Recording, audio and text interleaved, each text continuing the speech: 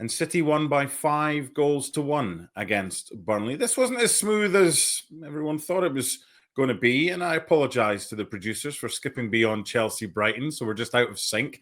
But hey-ho, I'll continue. City 5, Burnley 1 in the end looks very comfortable.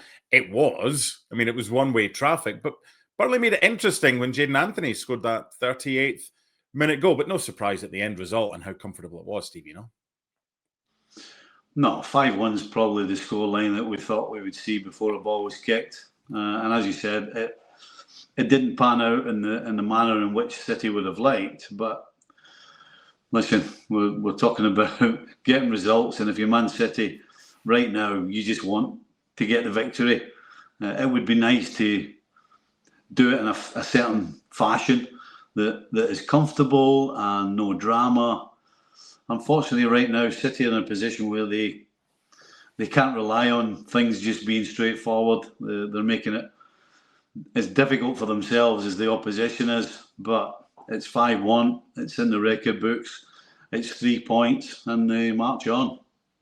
They do indeed, helped by one of Burnley's defenders, Maxime Esteve, scoring 2 own goals, even though Phil Foden thought he had the first. It was a very comfortable win for Manchester City. Now, Chelsea against Brighton. You see the scoreline of Chelsea 1, Brighton 3, and you think, that's a good away win for Brighton. There's a lot more to this than meets the eye. This was a game where a referee didn't have a great job and VAR got involved or didn't get involved. What's your main takeaway from this? Obviously, Palace, Liverpool, that was your main focus, but You've seen a couple of moments from this game and the officials didn't cover themselves with glory, did they? No, there are 2 penalty incidents in this game that I, quite frankly, don't understand why they weren't given.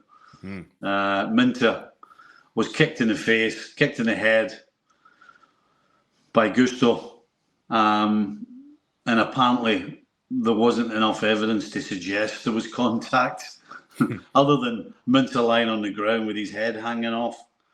And I thought Reece James up the other end, actually, at 2-1, should have had a penalty as well. I think there's definitely contact on him. And that wasn't given either. And then Brighton go up the other end and make it 3-1.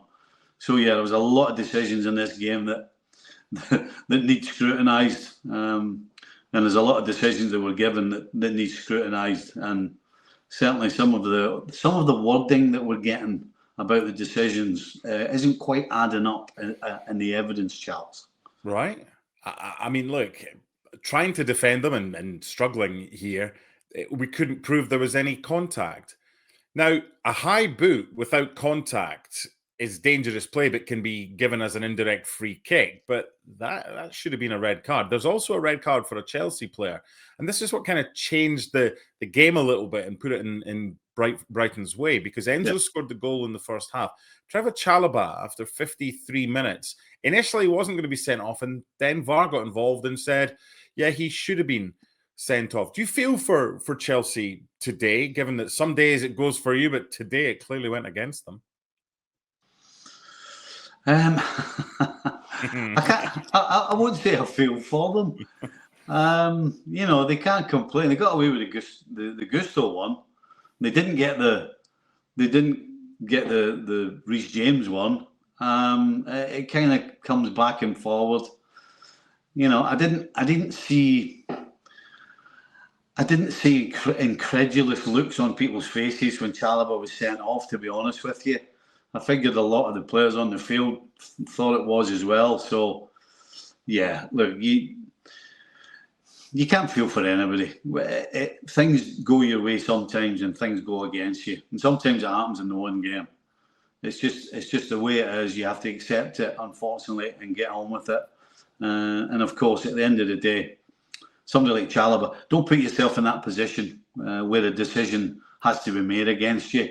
So at the end of the day, it's about responsibility on players and the choices they make and the decisions they make when they make a challenge or whatever it may be. So, I think sometimes it's too easy to point the finger at officials, certainly when the decision looks extremely bad.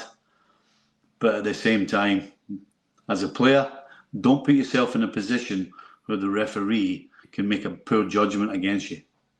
Can you help me out with Brighton? this season. A 3-1 win at Chelsea, 2-1 win over Manchester City, but then they lose at Everton, they draw at home to Fulham, and they lose at Bournemouth, among other games. How do we predict them going forward? Well, I don't think you can because of the way they play. They want to go forward at every opportunity they can. And yes, like everybody else, they want to defend well, but the mentality I think Brighton have, whether they're at home or whether they're away, is how can we get forward? How can we get in the opposition half? How can we get in the opposition penalty box? And how can we create and score goals? So, when you kind of have that philosophy, there's always going to be a downside. And that downside is that defensively, you can be caught with gaps. And so that's why I think Brighton's results are a little unpredictable because they play open.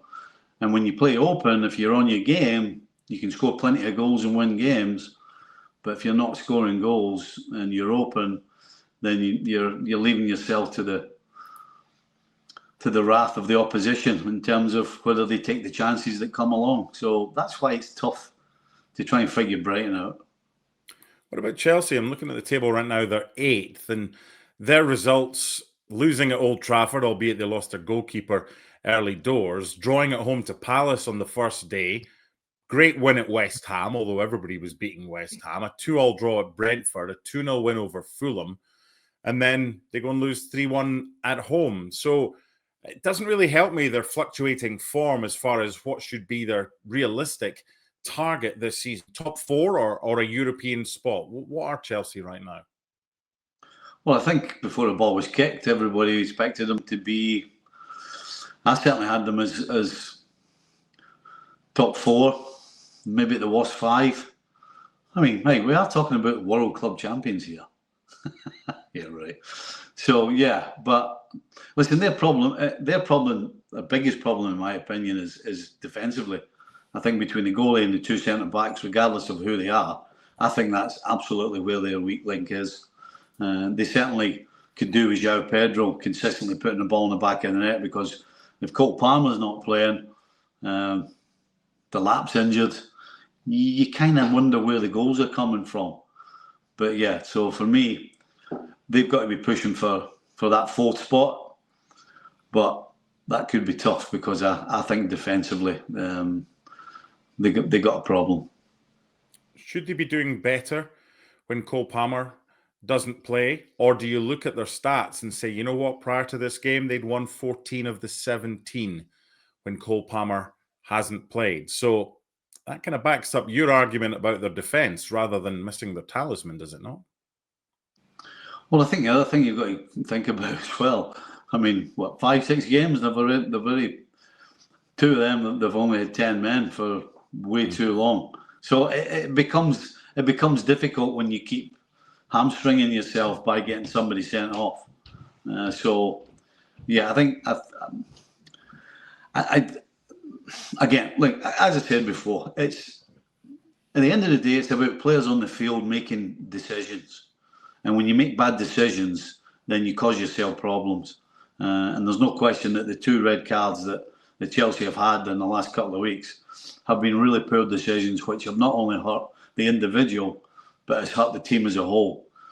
So if they can get rid of that and get Cole Palmer fit, then they to me will be pushing for that top 4. But yeah, they absolutely have to cut that out, and they have to end up making it 11v11 and not 10v11.